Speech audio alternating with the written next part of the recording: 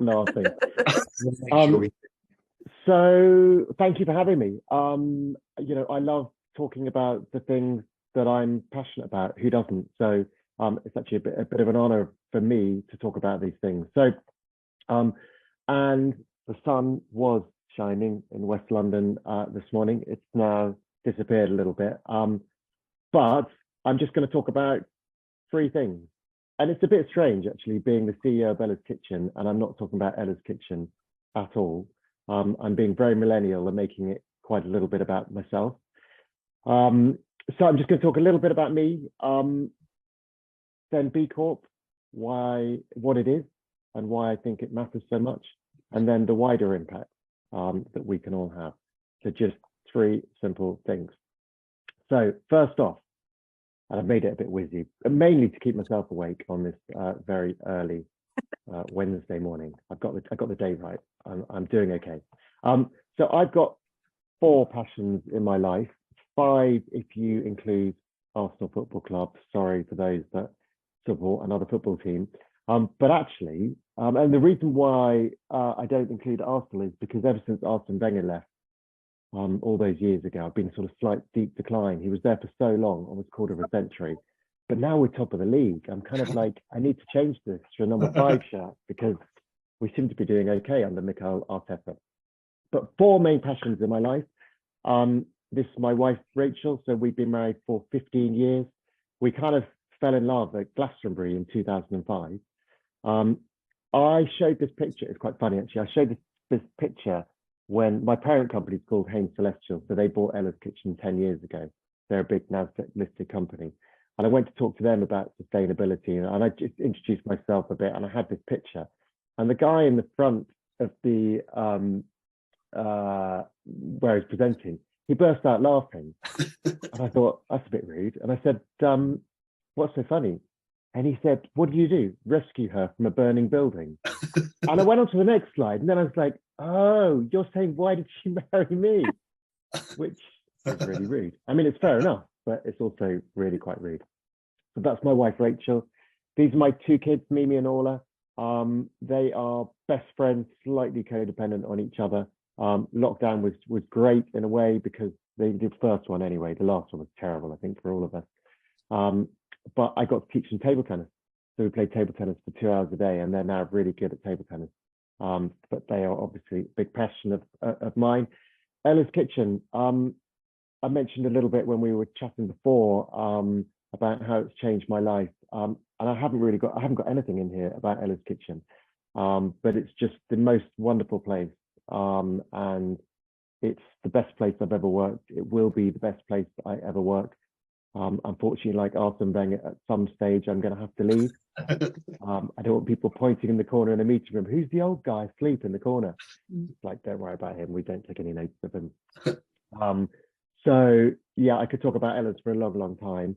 And then this fourth passion of mine is this idea of people using business as a force for good, which is quite wordy when you think about it. And definitely when I say this to my wife, she kind of rolls her eyes and kind of falls asleep. So I want to tell you a story of something that changed my life, I suppose, and led me to joining Ella's Kitchen after I met Paul Lindley.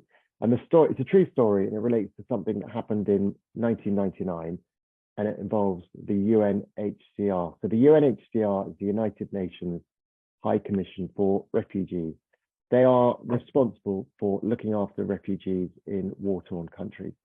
So if you could imagine fleeing if your country was at war and you're fleeing the war and persecution, the first problems you face when you're fleeing persecution are food safety and security.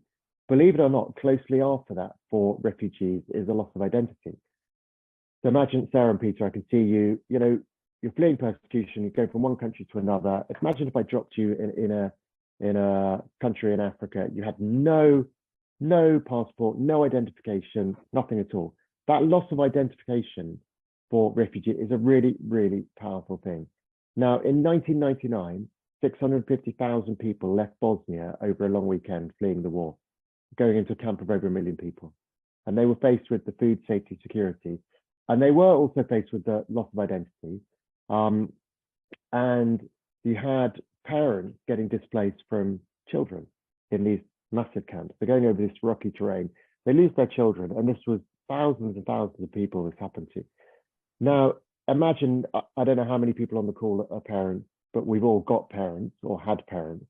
Imagine if you lose your parents or you lose your children, you go into a camp of 1 million. How soon before you see them again, do you think? Like a month, 6 months, a year? You may never see your children again going into this camp. Now, the true story of 3 French Microsoft technicians having lunch in Paris. One turned to the other 2 and said, have you seen what's on the front page of Le Monde? It was this story about the UN being completely overwhelmed and kids getting displaced from their parents primarily. And the others are like, yeah, it's terrible. And it was a guy. This guy said to them, well, so the UN, they need a program so they can give people instant identification, but then also the UN need the ability to track people so they can match families up together. But this is before mobile phones, 1999, believe it or not, before the iPhone. And the other 2 are like, yeah. And he said, well, this is what we do, isn't it? This is what we're good at. So he went to his boss. It went all the way to the North American Microsoft board, so the big board. And they said, fine, crack on, have a go. They sent 30 French technicians out to the Balkans. And within 3 months, they solved the problem. And they came up with, this is Bill Gates back in the day, opening up, and they called it a field sales kit. And it gave the UN on the ground the ability to give people instant identification, but then also track them so they could match families back together. Now, I read about this and had this kind of like aha, almost like a religious moment. I thought, wow, that's amazing, because there's probably not a company in the world that could have achieved what Microsoft achieved in the time that they did it. Absolutely amazing. And when we see these social and increasingly environmental problems that we have, we all look to government to solve our problems, don't we? And if you break it down in the UK, who do we mean? Do we mean Rishi? Do we mean the Conservative Party? Do we mean just the House of Parliament or the House of Lords? Do we mean all politicians? And who are these like magical wizards and that can come and solve all of these problems? They don't exist, but they do exist inside our company. You know, if you, it was amazing listening to all of us speak before about the professions and what we do. The technical brilliance and the creativity that we have inside of our companies, if we can turn them to society's benefit in a small or large way, the benefit actually to the company is huge. I mean, imagine what the people that worked, well, imagine what the 30 technicians that went out to the Balkans think of that work. I can promise you they will not have a more fulfilled day in their life, and they will not do more important work than they did then. Even the team supporting them in France will think, this is amazing. Like, this gives me real fulfillment in my life. Fulfillment doesn't come from making money. Fulfillment, I think, at work only comes in one way, and that's helping other people. So if we could do that more, like the benefit to the company, you get more engaged people that are happier and they'll produce better work. But actually, that's not what I'm interested in. I'm interested in the positive impact that we can have. And that story I read about and thought, this is amazing. And then I met Paul Lindley, really strangely, who set Ella's Kitchen up. Ella's his eldest daughter. A few weeks later, and I was like, and he was talking about a purpose that's outside of making money. And I was like, wow, this is amazing. You know, we spend so much money on, we were in Parliament a few weeks ago, having a party and lobbying the government really successfully, because we spent all this money on children's health and nutrition, which no one else is doing, which is fine. And we do it because that's our mission. But this is what I mean when I talk about business as a force for good. And that kind of leads on to B Corp. So my responsibility, so I run Ella's Kitchen, which is part of the Hain Celestial Group, which is a NASDAQ listed global PLC, turnover of about 2.5 billion. Believe it or not, I have, as the CEO of a division of this company, I have one fiduciary duty and one duty only, and that is maximize shareholder return. And that is it. That is what capitalism, that's it. It has one aim and one aim only, and it is maximize shareholder return. Now, I know lots of you I can't see you all, but I'm sure lots of you are shaking your head going, well, that's nonsense. That's not the way we run our company. And it's not the way I run our company, but I can promise you it's the way most people run their company. And if you are a PLC, that is your fiduciary duty, maximize shareholder return. Now, there are many PLCs that are doing great work in the environment and social issues, absolutely. But as a director, that is your fiduciary duty. And it's crazy. And that is what the B Corp movement is trying to change. So, crappy joke here, sorry, but it's early, and I'm jet lagged. So the B Corp community is all about the triple bottom line, I suppose, of people, planet, profit. I'm going to wait for you to all laugh a bit. Most of them are you, mate. They don't want to disturb you. They don't want to disturb, fair enough. And I found this is like a B Corp sticker I found on the internet, and I was really pleased with it. And my marketing team literally just rolled their eyes and went, oh, that's just awful, Mark. Is that the best you can do? And it kind of is the best I can do. So I'm going to move on. So this is it. So the B Corp movement has one aim. Okay, it has one aim and one aim only, and it is to change how we measure success in business. Away from success in business is all about profit. And interestingly, it was about 18 months ago, I had a journalist from the Times call me, and she said, I just want to talk to you about your financial results. And I said, great. And she said, you didn't have a very good year last year, did you? And I'm very defensive at the best of times, but I was like, oh, why would you say that? I said, we grew at 3% and the category was down 5%. And we have 50% share of the category. So growing at 3% when the category is down seems okay to me. And I said to her, but by your measurement, what is good? Is it 4? Is it 5? Is it 6? Is it 7? And she went, what do you mean? I said, well, you said it wasn't a good year. How would you measure a good year? I said, because I think last year was our most successful year as a company. And she said, well, why was it such a successful year? And I said, well, before furlough was even a word, we got our entire team together on the Monday. So we were, told to work from home, I think on the Friday by Boris. On the Monday, we got everyone together and said, no matter how much work you were able to do, for the entirety of the pandemic, you will be paid in full. Also, if you are a parent and you have got children at work, if you are at home and you are looking after parents or have any dependents you're looking after, they are the priority. So if you're able to do no work at all, that's absolutely fine. And by the way, I think it's a scandal. We've got 75% of people that work at Ella's are women. It's a scandal and not talked about that all of the home care that I saw was the women were expected to do it, which is shocking. Even in enlightened companies, they just expected the women to do it. But we said, children are the absolute priority. You'll get paid in full. Just let us know if you're not able to do any work. The next month, we stopped 75% of our projects as a company. We just said, we're going to park those until we can get back together. The second thing we did, we realized, I feel this, I'm selling the company now, but we realized that the food banks, which rely on excess stock from people like us and food manufacturers, basically had no stock because there was panic buying and all of the stock was going to the supermarkets.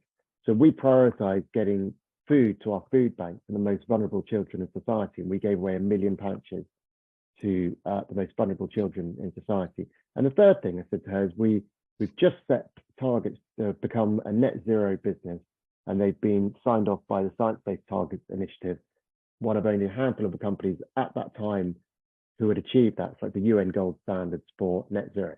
I was like, so you said it hasn't been successful. I think it's been a fantastic year. And this is what we're trying to change. Like, how do we measure success in business? There are 5,500 companies worldwide that have now certified as B Corps. There are over 1,000 in the UK, which is extraordinary because if we were talking a year ago, I think there were 500. And it's just people talking to each other. It's Grant doing his work in Oxford. And it's absolutely amazing. But it's one unifying goal. 78 countries, 155 different industries. Anyone can be a B Corp except a charity. So you have to be a for-profit business. Oh, hang on. Hello, Yes, I'll everybody. Welcome to our film about how we're now accredited B Corp. B Corp? It means Better Corporation. It's a worldwide seal of approval for pioneering companies that do good for people and the planet, like superheroes that also help trees. Ella's Kitchen. It's all about improving the lives of little ones through developing healthy relationships with food that lasts forever. So we thought B Corp and I should be friends. We match. Great idea, they said. We just have to prove we're really, really good at specific things, like being nice to people we work with and being nice to the world. So the people of the future, like me, can grow up big and strong and cool. It's great because it helps us make sure we can grow the company in a way that's really good for the whole world forever and ever. And it shows you can be number one like us without always thinking about number one. So do you want to be a fat cat or a super fat cat? Come on, let's all be B Corps. Because together we can make a difference for the whole wide world. Join in and be the change. I'm sure we all want to be super fat cats, right? Who doesn't want to be a super fat cat? Let me just tell you the story. I went to an event, a B Corp event in Toronto, and I'll never be asked to speak again there because I said, when I was talking, I said, we haven't really changed anything. About 600 people there. And I said, because we were all behaving like B Corps and we had to change a few policies and then we certified. I said, the world will only change when the companies that struggle on the assessment start to certify. And then I got off stage and I got talking to this guy called Paul, who was about 60 years old, and he worked for a company called Rhino Foods. They do toppings for ice cream and in Canada. And he said, oh, I work for a B Corp. You know, we founding B Corp, so they've been a B Corp for over 10 years. And I said, oh, you know, what difference has them being a B Corp made to you?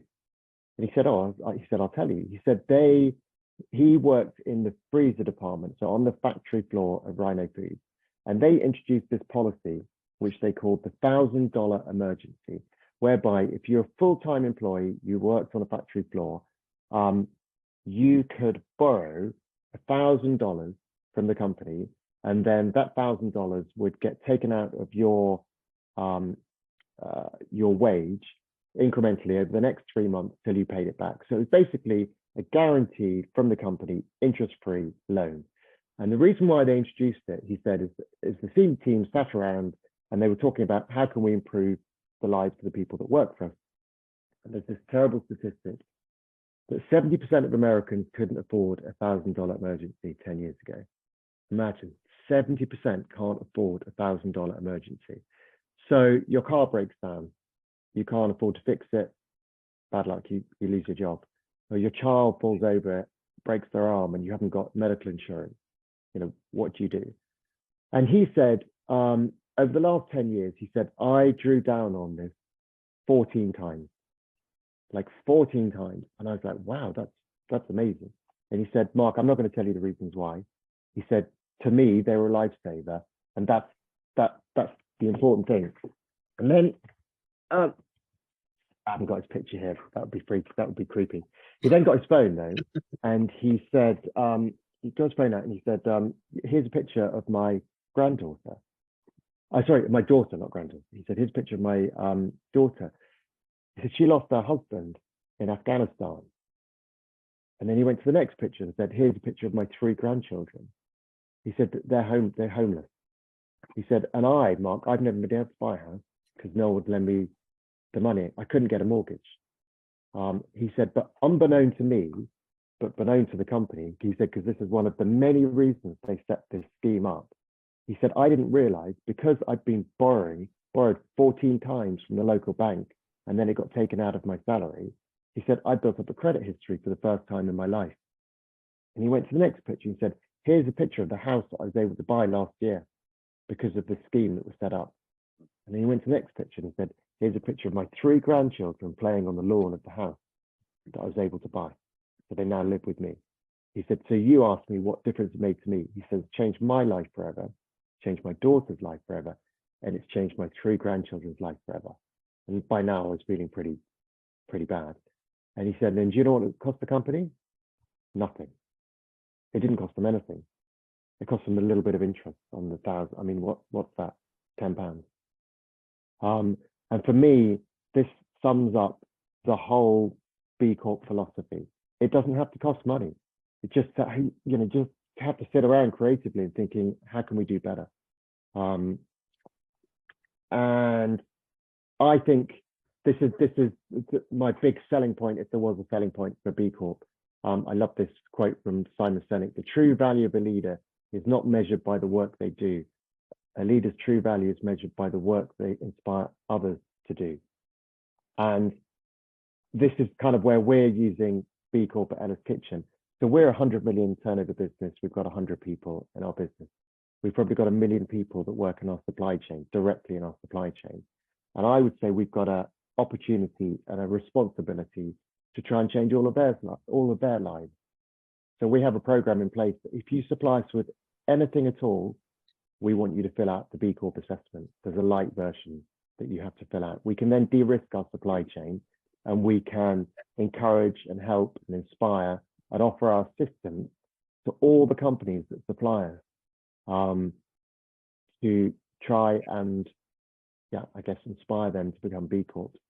Our paper companies now B Corp. Our cleaning companies now B Corp. Our IT companies now B Corp. Our Spanish manufacturers are B Corp. 5 of our distributors around the world are B Corps. We've got now over 20 B Corps through this program in our supply chain. And our plan is to get all of them as B Corps, because we know that if that happens, then like the story I was telling you with Paul, there are going to be some amazing things that happen. And all of the lives of all of those people will be changed in some way, some in a massive way, some in a tiny way. But it does make a difference. Our creative agency, Havas, they're part of the Havas network, which is one of the largest creative agencies in the world. But they ladder up to actually one of France's largest companies that owns things like Canal Plus and Universal Music. They certified, I think, 3.5 years ago. Now the whole group is looking to certify. And it's amazing. And it's amazing to be able to inspire people to do that. Our Spanish manufacturer, this is them, there are over 1,000 people that work in their factory in Spain. They now harvest the rainwater from the roof. They've got solar panels on the roof. They've changed the diversity and gender makeup of their board and their senior team. They put a creche to enable young parents to return to work. They've now got minibuses to take people to and from work. They changed their entire business, which is incredible. My least favorite slide, so I'm not really going to rely on it. I could give you 20 reasons why certifying as a B Corp is a good idea from a business perspective, from a commercial perspective, but really, it's not really about that. It's about doing the right thing. It was a few years ago, watching Extinction, the Facts, presented by the lovely David Attenborough with my kids, and we had to stop watching it because they found it too upsetting. And they were like, what are you doing about it? I also saw an astronaut speak. This was pre-COVID. And he said, this is called the overview effect, so you can look it up. He said, when astronauts go to space for the first time and they look back at the planet, they have one overriding emotion and one thought. He said that happens to all astronauts, all of them, when they go up. And this is incredible. He said the first thing they think when they look back is, oh my God, that is absolutely beautiful. And they think how interconnected the world is, how connected we all are, and how small we are, but how beautiful it is. He said the second thing that happens is it's an overwhelming sadness that hits them, with the realization that nobody's come to save us. There's not one person that's got their hand up saying, I've got this, don't worry. I found that quite profound. And I love this. This is the kind of, from the B Corp movement, this is the kind of slogan, be the change you wish to see in the world. And if I had a bit longer, I'd tell you where this came from. You've got time, mate. Have I got time? Yeah, go for it. So apparently, and I already read this recently on LinkedIn, this lady queued up with her son for ages to go and see Gandhi, got to the front of the queue and said to Gandhi, will you talk to my son?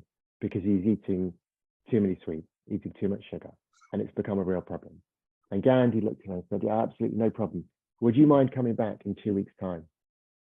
And sort of moved her on. She was like, oh, okay, well, it's Gandhi. So she went away, and 2 weeks later, she queued up for another couple of hours, got to the front of the queue and said, hi, we're back. We came 2 weeks ago. Would you mind talking? And he said, yeah, absolutely. And he took the son off, had a chat with the son, came back, and the woman sort of getting ready to go. She said, do you mind me just asking? I don't mind, she said, but you know, why, when we came 2 weeks ago, did you ask us to come back again now? And he looked at her and he said, oh, because the problem, madam, 2 weeks ago, I was also eating too many sweets. Which I love that. So when I talk to people that have certified as B Corp, Grant, I'm talking to you here, we've already stopped eating the sweets, you know? So when you certify as a B Corp, that's the analogy is like, we can now go out and be that change. But I don't think, you know, if we hadn't certified as Ella's Kitchen as a B Corp, we wouldn't have been able to put the change through our supply chain. There's just no way. If we started speaking to our suppliers about, hey, we've got the sustainability plan, can you now get involved? This is completely different. It's just, you know, because everybody's doing that. Oh, can you just reduce your energy a little bit? This is a complete transformation. So yeah, I only found that out recently. And this is my daughter. So this is Mimi. She's now 13 now, and a bit of a troublemaker. But when I was going to Hain Celestial back in the day to try and persuade them to allow us at Ella's Kitchen to certify as a B Corp whilst part of them, it was quite difficult. And my boss was not very happy to begin with. But then I rolled out my daughter in the board meeting and was like, you're going to say no to her? I'll dial her in. And they were like, okay, fine, go away. So that is me. I will stop sharing. Absolutely brilliant. Perfect. Thank you so much. Remove the spotlight.